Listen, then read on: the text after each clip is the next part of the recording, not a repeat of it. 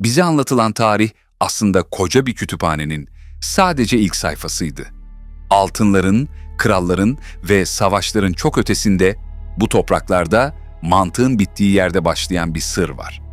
Anadolu'nun gizemleri, burası, insanoğlunun henüz ben demeyi bile bilmediği o karanlık çağların arşivi. Bugün o arşivi açıyoruz. Önce Göbekli Tepe'ye, o devasa taşların neden bizzat sahipleri tarafından gömüldüğüne bakacağız. Ardından Karahan Tepe'de taşın içinden bize bakan o dilsiz şahitle yüzleşeceğiz. Çatalhöyük'te neden hiç sokak olmadığını ve insanların neden ölüleriyle aynı yatakta uyuduğunu soracağız.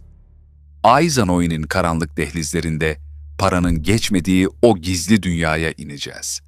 Ve Alacahöyük'ün o tuhaf metalik disklerinde dondurulmuş bir teknolojinin izlerini arayacağız. Eğer hazine arıyorsanız yanlış yerdesiniz. Ama gerçeği arıyorsanız doğru kapıyı çaldınız.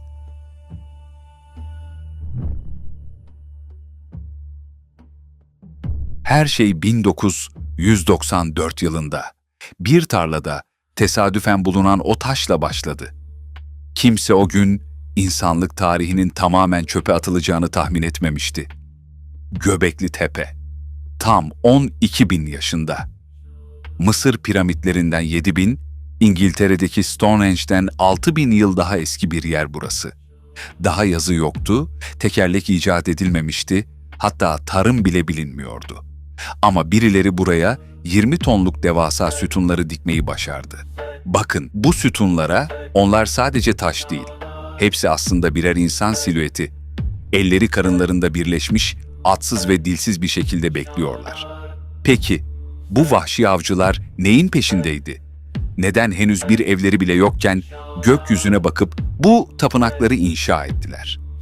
Bazı araştırmacılara göre bu taşlar aslında birer yıldız haritası. Sütunlardaki akrep, turna ve yılan figürleri belki de gökyüzündeki takım yıldızlarının taşa işlenmiş haliydi. Özellikle 43 numaralı sütun, gökyüzünden gelen büyük bir felaketin bir göktaşı yağmurunun kaydı olabilir mi? Eğer öyleyse bu insanlar bize bir uyarı mı bırakıyordu? Biz gördük, siz unutmayın mı diyorlardı. Fakat asıl ürpertici olan neyi inşa ettikleri değil, onu nasıl bitirdikleri. Göbekli Tepe asla yıkılmadı. Bu devasa yapı bir gün aniden bizzat sahipleri tarafından tonlarca toprakla örtüldü. Yüzlerce yıl uğraştılar ve sonra her şeyi gömüp gittiler. Neyi saklamaya çalışıyorlardı? Belki de bu yapıları inşa edenler yarattıkları şeyden korkmaya başlamıştı. Şimdi bu devlerin sessizliğinden çıkıp birkaç kilometre ötedeki o daha karanlık yere gidiyoruz. Karahan Tepe. Karahan Tepe, Göbekli Tepe'nin kardeşi gibi görünse de barındırdığı sırlar çok daha insani ve bir o kadar karanlık. Duvarların içinden fırlamış gibi duran bu devasa insan başına bakın. Gözleri yok, ağzı açık, sanki 11.000 yıldır bir çığlığı gizliyor. Bu baş rastgele bir süsleme değil. O bir ritüel odasının tam kalbinde her şeyi izlemek için oraya mühürlenmiş. Buradaki 11 dev, sütun, sanki topraktan yükselen birer canlı gibi dizilmiş. Araştırmacılar buranın bir yeniden doğuş alanı olduğuna inanıyor. Peki ya o kanallar? Kayalara milimetrik bir ustalıkla kazınmış bu yolların amacı neydi? Su mu akıyordu içinden, yoksa kurbanların kanı mı? Karahan Tepe, insanın taşa ilk kez kendi korkularını kazıdığı yerdi. Ama buradakiler de tıpkı diğerleri gibi her şeyi aniden bıraktılar. Arkalarında bu dev başı nöbetçi olarak bırakıp gittiler. Şimdi Konya Ovası'na, dünyanın ilk metropolüne uzanıyoruz. Çatalhöyük. 9.000 yıl önce burada 10.000 kişi yaşıyordu. Ama bildiğiniz şehirlerden değil. Burada ne bir cadde var ne de bir sokak. Kapılar nerede derseniz kapı yok. İnsanlar evlerine çatıdaki deliklerden merdivenlerle iniyordu. Dışarıdan gelecek bir tehdit mi onları buna zorladı, yoksa birbirlerine o kadar mı bağlıydılar? Ve en sarsıcı olanı, gece olup herkes uykuya daldığında yalnız değillerdi. Evlerin tabanını kazdığınızda altından aile fertlerinin kemikleri çıkıyor.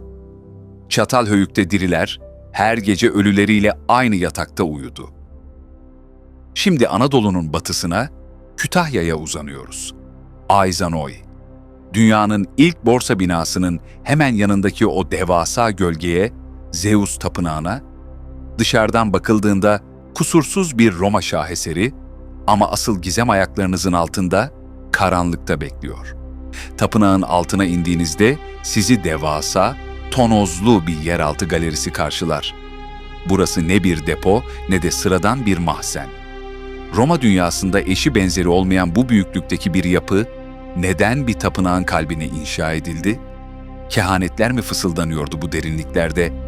Yerin üstünde borsa ve ticaretle dünya yönetilirken, yerin altında hangi karanlık güçlerin rızası alınıyordu? Ve son durağımız Alacahöyük. Hititlerden bile önce buraya mühür vuranların şehri. Buradaki kral mezarlarından çıkan o tuhaf güneş kurslarına bakın. Sizce bunlar sadece birer süs müydü? Yoksa binlerce yıl önce dondurulmuş bir teknolojinin parçaları mı? Bazı teorisyenlere göre bunlar gökyüzüyle iletişim kuran birer vericiydi. Krallar yanlarında bu cihazları neden götürdü? Anadolu'nun bu en eski gizemi bize altından çok daha değerli bir şeyi, kaybolmuş bir kadim bilgiyi anlatıyor. Göbeklitepe'den Alacahöyük'e kadar gördüğümüz her taşın arkasında anlatılmamış bir hikaye bekliyor. Toprağın altı üstünden çok daha kalabalık. Ama bu sadece başlangıç. Asıl hikaye her şeyin başladığı o tek noktada gizli.